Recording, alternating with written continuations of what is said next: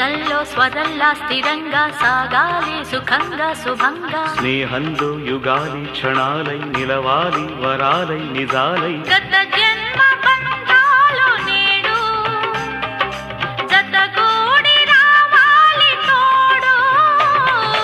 గగనాల పందిళ్లలోనా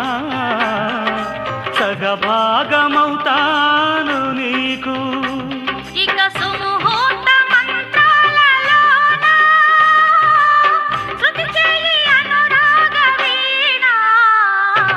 నా ప్రేమ నవ పారిజాతం